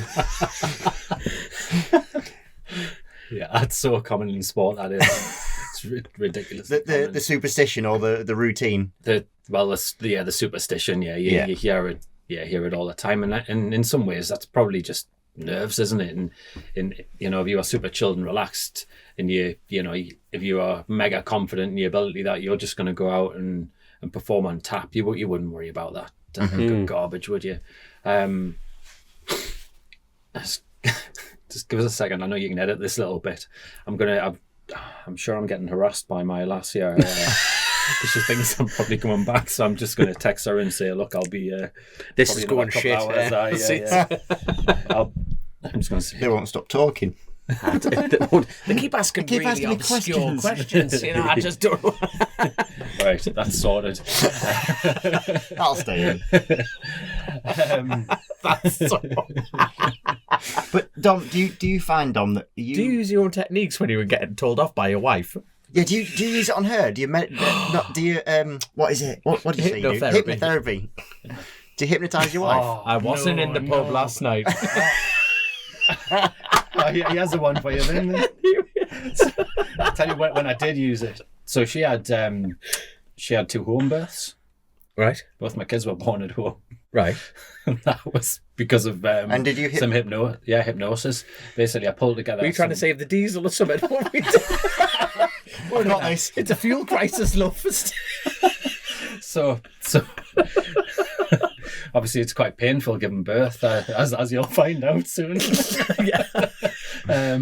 David warned us about this, love. but no, I pulled off like different audios for her, and she'll listen to them for a good month or so in the build up to it, and she went through pain, but I think basically, like for obviously for a woman giving birth, it's bloody painful, but the power of it is, you're sort of breathing in and relaxing the body, so that pain, maybe on a scale of 1 to 10, there's maybe a 6 or a 7 at times, as opposed to a 10. Hence why, obviously, most women have go down the medical route. And all piss taken apart. She did that twice. No, she did that twice. No. That is incredible. Yeah, I mean the first one. I'm in the pool, and me in my dining room, and I'm picking out little one Kian. Second time, I think I dropped him. So, but thankfully in the pool, people in the pool. The midwife's there and cleared up the mess. But yeah, my giddy aunt. Yeah. Please tell me you've got that on the wall. That is fair play. That did not expect to be talking about this on the no, podcast. you wouldn't be. But She must be in your She must be in your testimonials on your website. She's got to be. Like, I gave birth and it was fine. Twice. No. It's the fact that fair enough. Like, I'm going to give this a shot once. Yeah. But it must have worked first time to go again. That's what I mean. Yeah, exactly. Yeah, you wouldn't do it, would you? I mean, yeah. So she copped a lot of stick for that, mind you. I've got to say. Is pain not a figmentation of the brain, because it isn't, but is pain real, or is it a thought process? Because you were able to negate some of it. Okay, you say not all of it, but you were able to numb it down a little bit. So does that mean that pain isn't fully physical? Well, yeah, exactly. There is the psychological component to it. I mean, look, I've struggled for the last 10 years with back pain, slip discs, and there's periods where the pain's been excruciating, just ridiculous. I alluded to the fact I ain't a medical person before. Like, I wouldn't take painkillers unless I really had to. So if I'm going to use like some of my tools, if you like, to help me, then there's a thing called, I'm gonna try not to use psychology jargon here, like, because people will not want it. So you basically, where you place your attention in your body, and in a way you're trying to, I suppose, relax different areas of your body, and then by doing that, and that's a skill in itself. That is a huge skill. If you practice that, like when they talk about meditation, if you did like 5 minutes meditation, doing that day in, day out, you get bloody good at it. And then like pain wise, it's gonna help you no end. But then what's happened in like my world now, people are using that as a way to, I suppose, like control their nerves, if you like, before racing. So going back to the whole pen thing, I guess the nerves is a physical response, but you're numbing it down with a psychological intervention. Is that right? And in effect, you're helping someone to stay in the moment. Now, again, this is interesting stuff. This is like so. Okay, right. I'll give you a bit of a laugh then, potentially. Yeah. So, going back to my back pain, I had a car accident in November. Some twat went into the side of us, and I lost like a lot of feeling in my fingers, hand, arm, and what have you.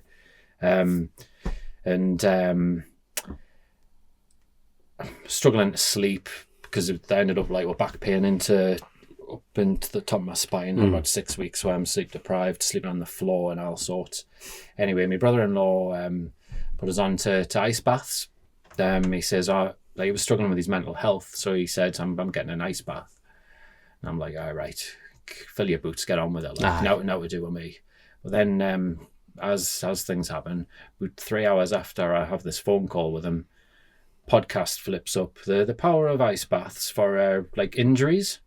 So I listen to the podcast and I'm like, there's something in this. Like, I'm not telling me brother though. Exactly. So flips into that podcast on, and then I come across Wim Hof's work. Don't know if you've seen Wim Hof. Yeah. He's doing a interview on YouTube with Novak Djokovic, who's not a bad tennis player. And then by the end of the day, I've bought myself an ice bath. Now we're about 270 days on. I've been in every day for 270 days. And is there a goal in sight here, or is it just indefinite? Basically, my goal at the time in February was I wanted to play golf, and the golf season starts in April. So day by day, I could feel like within a fortnight, I could sleep for starters. I wasn't getting the spasms and all sorts in my back, and then bit by bit, the blood obviously was getting through, and I was getting somewhere with it. Got to the point by April, I'm not experiencing any of all of this. I'm thinking, happy days by me, I'm going to be back on the golf course. So I'm practicing during April, just light, building myself up. And then May comes along, the weather starts warming up, the temperature of the cold water goes up, not having the same effect. And yeah, it went pear-shaped basically. And yeah, I spent the summer still struggling with the nerve damage. And I ended up in August time, because I was so pissed off with the whole thing, I ended up forking out and like getting a cooling system to cool it down. Sure enough, come September, I'm back on the golf course, because it did the trick. And do you charge your brother for using your ice bath now? He's thinking about it now. Is that actually? Yeah, we have a good chuckle about it, don't we? Because I was the one. But like mentally though, getting back to what we're talking about, the meditation, come the mind. I mean, now, like, it sounds absolutely nuts, but every morning, part of my routine, I'll have a hot shower, and then I'm straightening me speedos, joking, outside. It's nude. Exactly. And I'm just his knee sliders. Yeah, exactly. And I'm in the ice bath, but the thing with the meditational bit is, though, I am, because you, like, literally the first minute and a half, you like, it's basically like a cold shock that you're experiencing, to say the least. It is brutal in your hands and in your feet.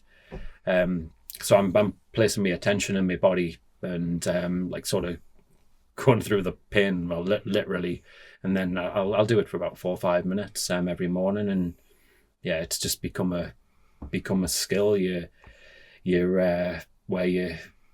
sort of imagining like the nerves functioning at 100%, and so I guess in a way, because I've seen some of the stuff that Wim Hof does and all that, and I suppose in a way what you're saying is how that you got your wife through what she did. Mm-hmm. Okay, I'm sure every woman's going to hate me for saying it's similar to you getting an ice bath. It's not even close, but it's Nicola, I'm in so much trouble now. Sorry, all you ladies that have been through childbirth. I'm not thinking about all the. I'm thinking your wife is going to breathe and live in monkey out here. But when you get in an ice bath, there's a physical response, and through, I guess, a thought process, you're trying to null down that physical response in a way. You are, and because you place your attention, and because your thoughts are like, I need to get out of here, like, this is bloody horrible, etc., etc. So yeah, you're shifting your focus. I mean, if anybody, I've actually toyed with the idea of like bringing this as part of my work, the whole ice bath thing, because there's times where literally you're standing there and you're thinking, this is going to be absolutely brutal getting in here, and it really teaches you to be able to, I suppose, gain some control over your mind under like a high stress situation, because it's stressful every time you get in the damn thing, like, and there's ways of like making it like worse for yourself when you're in there. You can, if you just get in and you sit nice and calmly quiet, like say your hands are out of the tub, then if you want to make it harder, put your hands in. If you want to make it even harder, move exactly, and what have you. And yeah, it's my middle sister, I've got 2 older sisters, and she's done that wild swimming. And it's just, I can just see the confidence in her, you know what I mean? It's brilliant. She is swimming in wild, like ice. She's literally breaking ice apart to swim, and you're like our road race, and even I'm looking at that. That's nuts. Like, not a chance, son. You know what I mean? That's what I'm doing next Wednesday. Winter swimming workshop thing, and with the intention of doing it this winter. Because I was well and truly hacked off with like this accident. The week before my accident, I'd had a needle, I don't know, that long in my back, because I was having, because of the back problems, to try and sort it. it did what I needed to do that, but then obviously the accident knackered other parts of my body. I couldn't do basically the stuff that I wanted to do. But I suppose again, using my your wisdom, your tools, and what have you, I'm thinking, well, what? It's very easy when you're injured and to be thinking, like, what can I not do? Then you get yourself all bitter and twisted about your situation. I was thinking, well, what can I do? And yeah, the whole sort of outdoor open water swimming was and having a bit of fun with it, in all honesty, was my bag during the summer months. And now we're coming into the winter, we'll have a bit more fun with it and freeze my nuts off. So I'll be at me and Chris will be on the other side with the microphone. How do you feel, son? Regrets, instant regrets. I love it. Absolutely love it. Boxing Day dip, that'll be me. Oh, God love you. I've been looking through some of the Patreon questions, some of our amazing Patreons. There's some pretty interesting stuff, actually. Jess has asked, are there differences in how you approach team sports people compared to individual athletes? Ooh. Team sports. It gets complex because you're talking a lot about relationships. Use football as an example. Yeah. Ooh. Where do you start with that? Jesus. Football, right. It's a cracking question, that, Jess, mate.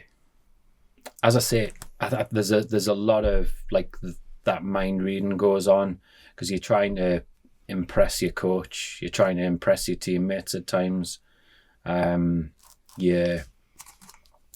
might be worrying about the size, the physicality of your opponents. So there's the similarities because this lovely core man in front of us, you are going back to that and you're trying to drill them into that's an external thing you can't control. Put it to one side because it could be a case of dealing with criticism. It could be dealing with selection issues. You could be asked to play out of position. So in a way, is it easier to work with someone who's in an individual sport because there's less outside factors? Well, no, but then because I guess all you're trying to do is to tell them to switch off to the outside factors in a way. Is that? But you are. Well, yeah. It's difficult to switch off to them, isn't it? Yeah. It's nearly impossible. It's been aware of how it's affecting you. Exactly. Yeah. Influence your behaviour. Yeah, the emotions you feel and what you're thinking. But the team sport, I don't know. The individual sport, in your case, it isn't because you've got that team behind you. You've got that pressure of the owner saying you've got a bloody win. But maybe say tennis or, I don't know, darts again. But they've all got teams around them now, though, it's haven't true. they? Yeah, it's true. So there isn't really an individual sport anymore. But I guess in definition there is. Yeah, exactly. It's just, there's the similarities there. I mean, I suppose the bit in a proper team sport, a football or rugby, would be what I call interpersonal confidence. So, can you, are you good around a group of people? Are you comfortable? Can you persuade people? Can you influence people? The communication skills side of things, and you don't necessarily need that as much in the individual sports. So just there's an extra little strand to your work. But then, in my role, you can get involved in the whole team side of things, the culture, the dynamics, which is it's quite good fun. It can get a bit interesting and spicy at times as well. But I suppose what you're trying to do in that situation is say there's 5 people in a team for argument's sake, and the end goal is for the for the riders to win the championship.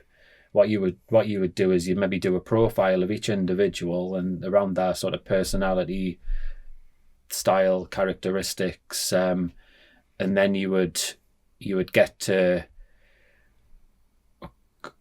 so person A potentially reacts in this way, but he winds C up, and B winds D up by certain things. But again, just if everybody's aware of why they do it and that they don't do it on purpose, and there's like some open communication around it, then you can tolerate it. But how many team situations do egos come into it, and especially in sport? Yeah, exactly. Blame, pointing fingers, and all the rest of it. But if that is more of that like openness, then in my line of work, if anybody's interested, Google psychological safety.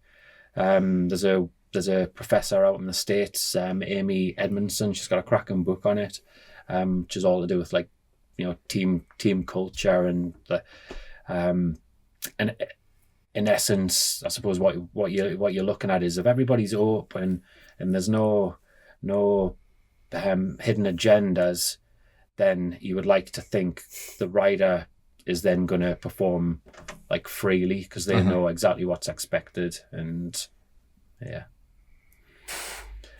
Tony asked, mind-boggling. It is mind-boggling. It's never ending. It is, man. Tony asked, and I'm going to follow it on with another one, but Tony asked, do you find many individuals are still closed off as to how much mental health can help or hinder them?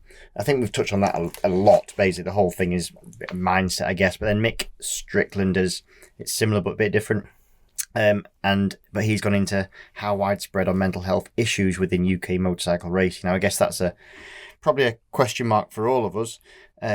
He says we see athletes having issues far too often in lots of sport. But what are the governing bodies in the UK motorcycle racing doing to help reduce this? I don't know the answer about what UK motorcycle racing are doing to help reduce this. I think that's not a thing yet. No, there are groups that help. There are helplines for individuals, but I don't think as a sport we are big up on it. Yeah, well, yeah. No, and from a personal perspective, can I? Yeah, of course. Yeah, you take it back, right? Just so I mean, I don't know exactly what the governing bodies are doing about it in motorsport, but what I would say is in some other sports that I'm privy to, I don't know if you heard of like the clinic Sport and Chance. No, I haven't. Okay, so they've had like real, well, certainly top footballers in it. I think like if you go back years ago, Tony Adams, I think Gazza's been there and stuff like that. Now, clinics like that will have agreements with the different governing bodies, and whereby if somebody's suffering with mental health issues, then I don't know, the agreement might well be that they get 12 free sessions, or I'm saying free sessions, but there's 12 sessions on for them, and they can use that facility. There's exactly the clubs will have a referral partner, if you like, where the signpost. So whether the sport can do more, I don't know what. I think sports are jumping on. I'm not sure we're really along that line yet, are we? But but I think from a personal point of view, and I want to ask your opinion on it afterwards, but I'll just sort of say my personal experience first, and whether you think it's right or not. I have a thought process that the sporting brain is one that has high importance on achieving success and what they define as being successful in life and those sort of things. And I often am envious even of people that don't have what I would call any desire, because they're quite happy within their life to just content. Yeah. I know people that are very content with what I would consider not my sort of lifestyle that I would like, and I'm so happy for them. And actually I almost wish that I could have that, because I know that and I'm being open here, you can gauge yourself on literally the one thing that is important, and it's different now since I've had a child and everything and a wife and all that, but you gauge your own self-worth on how fast you on a motorbike. Yeah. And if you're not, then you're not even worth anything. And just that desire, and that the other problem with a desire to succeed is whenever you reach a goal, the very next moment there's a new goal to go and get. So it's a sort of a never ending. You always think, I'm going to achieve, when I win X, I'm happy. Yeah. But then I've got no doubt. Whenever I've achieved all my X's, there's always been another one after it. So that's my perspective. But would you, from your experience, is that something that you see mental health being more prevalent than in sport than in the general public? Very good question. It's talked about an awful lot more, isn't it? In both walks of life. Getting back to when you're saying about the self-esteem part to it, self-worth, then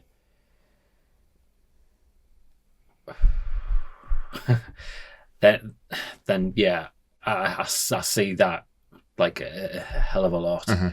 So if I'm trying to, I'll be basic, yeah, right. So there's a little like model in psychology where if you look at like psychological well-being, you've got three things to factor in.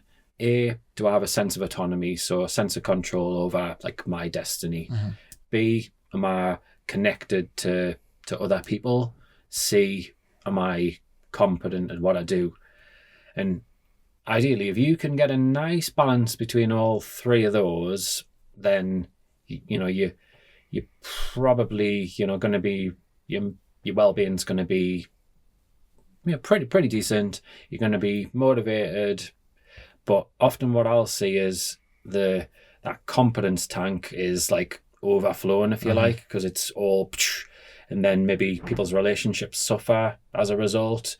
They become a bit insular, and then their obsession sort of takes over, if you like, to achieve. So again, I suppose it gets back to what I was saying before about the whole, you can put your heart and soul in things, but sometimes actually you need to tail it off a little bit and then top up the other tank. And again, often when that's the case, you feel like I suppose your destiny, your career's out of control as well. So that the step back, the building the relationships up can help with the other one. So it's again complicated, but it gives you a little bit of an inkling into what I'd be thinking if I was working with somebody in that situation. Yeah, no, I just find it really interesting. And just the mindset of being successful, I think, can also have, or trying to achieve, success can different people define success completely differently. So it's hard. I don't want to disrespect anyone because hopefully everyone's successful in their own way. But my definition of success, I think, can also, and I believe that most of my peers around me have a similar definition of success. Yeah, 100%. Yeah. And you're that driven, X, isn't it? Yeah. Yeah. You're chasing the rabbit. And I think that mindset can also have, as much as it can be positive, it can be negative. It can be difficult to manage sometimes. Yeah, and you've got a negative bias up here as well. So, you could have a decent race, but you haven't won the race, and all you're doing is holding on to the mistake that you made. And then you do the same the next week, and then all you're telling yourself is negative things. And the question is enough and never enough? Is enough ever enough? Yeah. Then I mean, it's also a very thankless. Sport is very thankless. Even in racing, they actually leave it 2 days now, but the end of the MotoGP season, they have a day off, and then the very next day after that, it's test. There's a test. So the champion, even the champion, literally gets 1 day off to go, "Wee, I'm the champion," and then that's it. Back to work. It's straight back to it. So that ecstasy, I guess, is so short-lived, isn't it? It is. It's relentless, isn't it? I suppose that's why you need periods like now where you can actually chill out and recharge the batteries, if you choose to anyway. Is that getting worse in society now? When you think about, like the 70s champions in MotoGP, you know what I mean? It was all drinking, having fun, you know what I mean? Going out and racing, you know what I mean? Like Jim Hunt, perfect example, you know what I mean? He became a legend in his own right, and he was just carefree, Barry Sheens, that generation element, shall I dare say, not the snowflake element of it. Yeah, but you know what I mean? Do you think that's why the sports science bit though? Because I'm not too sure on that, Dom, because basically, if you think, if you look back at the grids from the 60s or 70s, you go, all right, okay. In fact, my dad says about it, because it's quite funny, because he said the Americans came over and raced, and they were all eating pasta. So my dad decided he had to eat pasta because it was the way to fuel your body. They'd worked out that it was a better way to fuel your body. And then you see people on the drink and on the smoking or whatever. And actually, because I see comments online, you see a picture of the good old days, and someone will comment and go, oh, that was the good old days when racers were racing. You go, well, actually, no, because then someone who was doing a better job than them, that wasn't drinking and smoking and was actually training, came along and beat them. So actually, you're saying it wasn't as... It's probably equally as unfun then as it is now. I don't mean not fun. I just mean that I think I think it was different in terms of we know more now from a physiological perspective, so you do things right. Yeah. That's what I think, anyway. No, I've never thought of it like that. You know what I mean? You know, it wasn't you. Yeah, no one knew any better. No one knew any better. So then it was like you weren't coughing your guts up because you'd had 10 Benson and Hedges before the race, and then that person performed better, and then that's evolution of sport. That though, yes, isn't it? Yeah, and I suppose people do talk about these things more and more as well. So there was probably a lot of people like holding on to a lot of hidden stuff. Like I was going to say just about the sports science thing, and that to some will ramp up that just extra little bit of pressure. Because being more accessible, we're speaking about now. You've got your own podcast, and we're broadcasting. It's a case of, is every rider going to end up? Is every person in football? Is everyone in Newcastle? That high end. There's no doubt in my mind that they will have people like yourself involved. Yeah. And you're thinking, is that making the talent pool wider or starting to actually thin it out a bit more?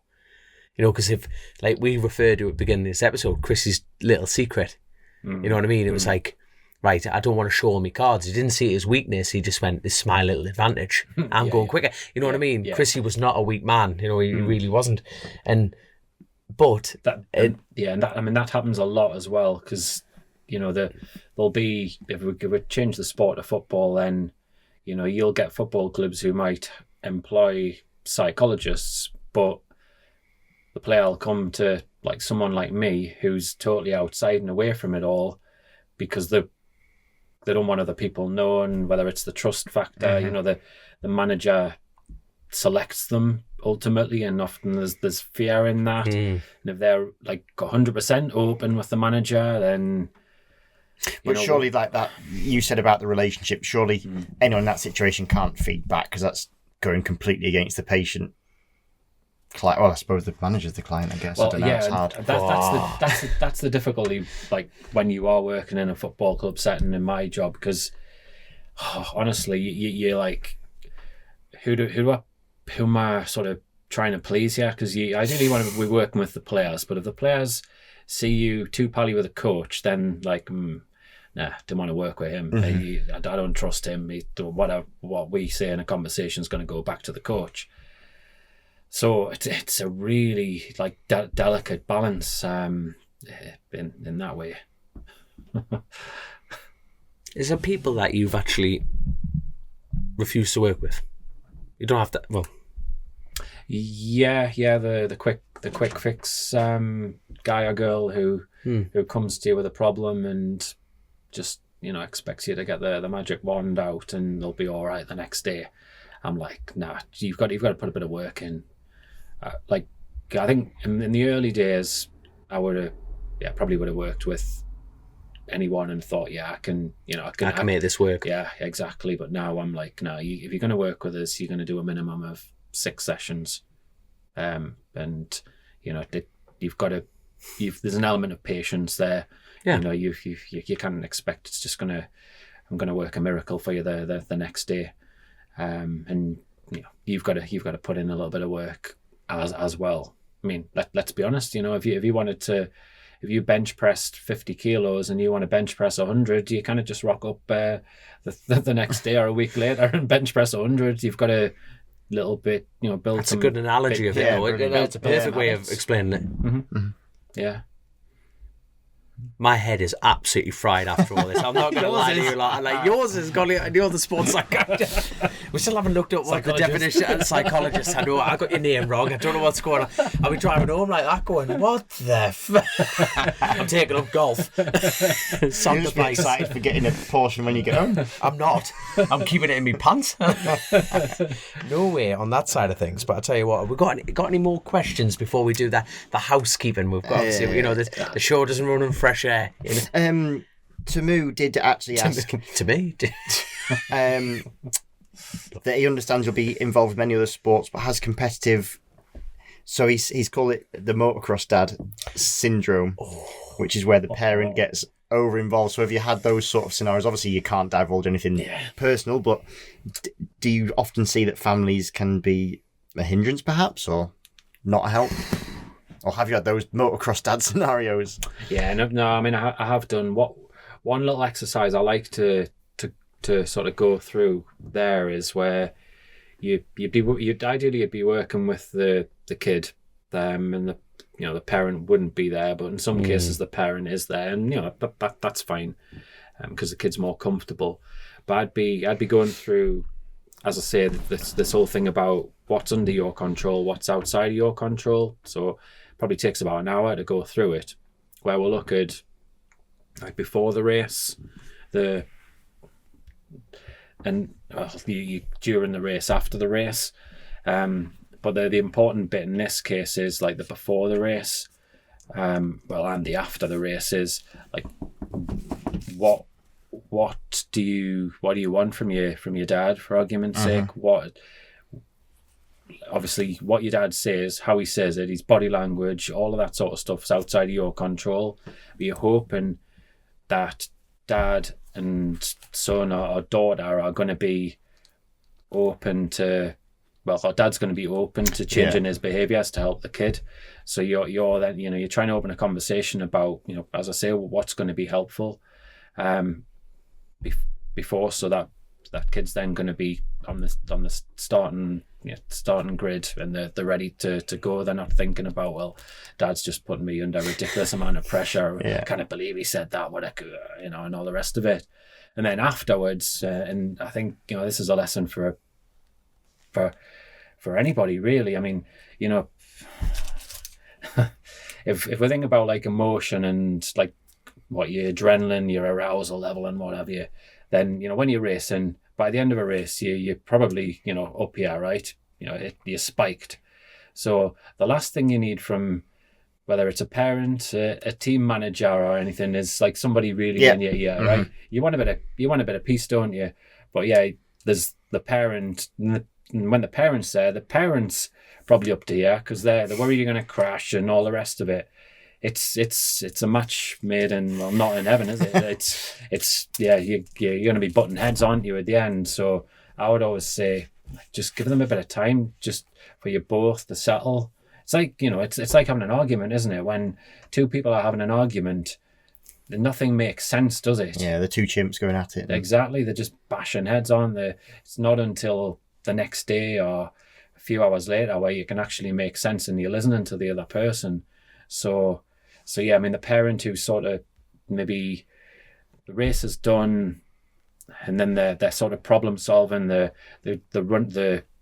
playing through the race with their kid, I'd say just leave it 24 hours. Just let the dust settle. Let them play on their phone, have a bit of chill out a little bit, and then have a look at it when everybody's gone. What sort of age range do you work with? Like, how young would you employ these sort of these interventions? Yeah, it's got younger and younger. Like over the last few years, Can an athlete be too young in your opinion? Yeah, I reckon so. I mean, I would have said, if you'd asked me this a couple of years ago, I would have said about 10 would have been as far as I would have gone. But I've gone down to like around about 8. Mm-hmm. But you've got to be like a mature, intelligent 8-year-old. So you can hold a decent conversation with them. But it's so different. Working with a kid like anywhere between, I would say, about 8 and 13. It'd be fun to watch. Actually, you've got them jumping around like a lunatic. In that kitchen, like doing kid stuff. Yeah, exactly. Yeah. Having a bit of fun with them.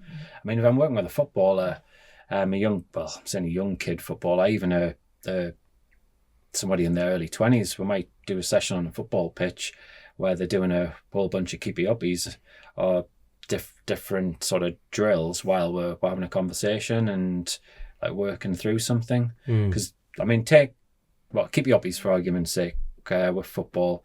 If you are doing that with somebody on their wrong foot, it's a difficult skill to be able to master. You might only be able to do one or two initially, but if you spend like half an hour, 45 minutes with them, they'll go through some difficulties. They might get 2 up to 5, then drop back down to 2, then they get to 7, drop down a bit. By the end, the sort of 10. Well, it's great for like opening up a conversation about how you deal with difficulties in your sport and challenges, and it's a practical way of going about it, as opposed to what some people think the work of a psychologist is sitting on a couch, you know what I mean? Yeah. In therapy, you can, as I say, it can be practical. You could go for a hike up a hill with somebody, have a round of golf with them, and get to work. So it's quite varied. But I mean, it is different, interesting with children in sport, because we see, I mean, in racing now they're trying to up the age limits to stop people being too young, but we see that they're still getting conditioned from a crazy young age. Oh, like their career, MotoGP career is surmised by 10. If you weren't good on a mini bike by then, you haven't got a MotoGP career. It's like, what the fuck? Yeah, you see world champions at a very physically demanding sport at 15, that sort of age. So obviously they also have to have the mental capabilities to do that as well. So yeah, I guess it's anymore. A hard one, because it seems an odd concept to work with children, but then those children are capable of winning world championships. But then they're not children, they're robots, aren't they? What you class as kids, it's mad, isn't it? It's mental. Then you've got the pressures of school as well, and all the tests that they're given and all the rest of it. It just it's mind-boggling. But if you think that the actual brain isn't fully developed until you're about 30, so a 10-year-old, 11-year-old, 15-year-old kid, they can get labelled like the emotions that they experience, the anger, the frustration and all that. When you see them going crazy, they can get really like negative labels from their parents, but it's not necessarily their fault. It's just because their brain is underdeveloped. Mm-hmm. But then that causes problems as well further down the line. You must, you must behave properly and all this sort of stuff. Aye. That PTSD, it's all flooding back for me now about my childhood there. They're 100% right. No, but like you say, we could spend another 5 hours with this. This is just incredible, man. Aye, I will do it again then. Oh, no, we'll have to. But we're definitely not coming on your show, because we could barely handle you on like our show. Never mind if we're around, we'll get torn apart. 100% over. But hey, thank you so much for coming on the show. It has been absolutely brilliant. My brain is fully melted, 100%. But it's been absolutely class, man. Absolutely class. No, I've really enjoyed it. Yeah, thanks for the opportunity. You'll never be back. He's like, the sweat's pouring off. Not a chance. Not sleep the night now, will I? And there's no cold baths that are going to fix this one. Not a chance. Not a chance. But I'll tell you what, we've got quite the list to go through. So we've gone through some changes. We've got a new sponsor on board, but then we're getting piggybacked, as well as other sponsors come and help and stepping it up, because without them we'd be stuffed, absolutely stuffed. But we've got OMG, they've kindly stepped up to the main plate on that side of things, but they've also, we're doing a show, Christian. I know, yeah, you've raised your eyebrows so have I. So we're doing a show. They're doing a show, sorry, it's the auto show. It's a car and bike meeting. OMG. OMG. So they've been invited down to this auto show, which is mainly a car event in January, and it's either, say this is how terrible I am with homework, and each show leading up to January will have all the details for you. But the good thing is they're trying to combine both worlds, so we're going to go down with the show, like the studio, and we're just going to have the crack from there and come meet the whole team at OMG, which will be brilliant. And Bennett, we have a list here, my giddy aunt. Oh, is this that one? Have you got that one? I'll do. Go for that one. I'll do that one. So this is the Bennett's shout out, because obviously Bennett's are a big supporter of the pod. So they just mentioned to go directly to their website. That way, there's free access to the Bike Social membership, and that's where you get your pit box access, your safety car laps, of which I've done quite a few. So I've had quite a few Bennett's customers around, usually Alton Park, trying to scare them as much as I can. And then all the extras. I don't know what the extras are, but there's extras, so that's cool. Well, you have to become a member to find out the extras. That's simple. They get access to all the competitions they have on over Christmas. plus a full season of BSB experiences too. So if you're going to get some Bennett's insurance, go directly to them. Love it. And we have an individual episode sponsor, and this one is brought here by Timothy Adams, based in, is that right, Tarporley? Tarporley. It's near Alton, that is actually. Right, there we go. Then obviously BSB fans. So very near Alton Park. Tarporley, Cheshire. So thank you, Timothy Adams. Steel frame buildings, concrete, and all types of groundworks. Yep. So the links are up on Facebook and in the description of this pod. So yeah, please Precious support on them. grace. Support them. They're supporting us. That's mega. Thank you. Absolutely brilliant. But no, I think what else have we got? Oh, here, hold on. Quick Shifter are coming out with limited edition bags, and you'll like this. Can I take some home, by the way? I've literally run out of coffee just before I came. Thank you. Would you like to take some Quick Shift over? You're a coffee man. I'm not a coffee man. He does me wife. Oh, fuck. Oh, what have I done there? We're back. Are you back on, or have I knocked this? No, I'm not. Are we still recording? We're back.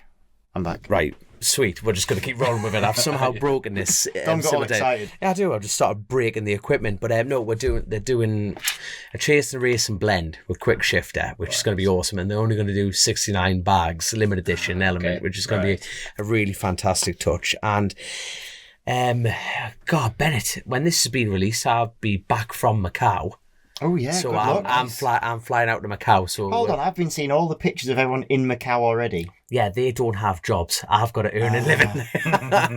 You'll just get there for FP1, like just in the nick of time. 100%. I'm getting an advantage here. This episode hasn't even happened yet, and I'm getting a psychological advantage massively on that side of things. So, no, we'll be back from China, and then you're doing you would have done. See, this time travelling thing's no good for the show. What will I have done? I won't have done anything. You've been down to... Which bike show have you been? Oh, the NEC. The NEC, there we go. Which we've given out tickets for. See, time travelling. Aren't we amazing? We are amazing on Chasin the Racin. Absolutely fantastic. But no, hey, thank you to everyone. We have to thank the NEC Motorcycle Live for providing those for us, so big thanks to them. Perfect timing. There you go. And but... Yet again, thank you to all our patrons, all our sponsors for keeping the show on the road, and more importantly, David Charlton. Got it right on there. Spot on, yeah. Like I say, a big thank you for letting us come on and waffle on for a bit. Oh, it's been great crack. But hey, until next time, lads, take care. See you in a bit.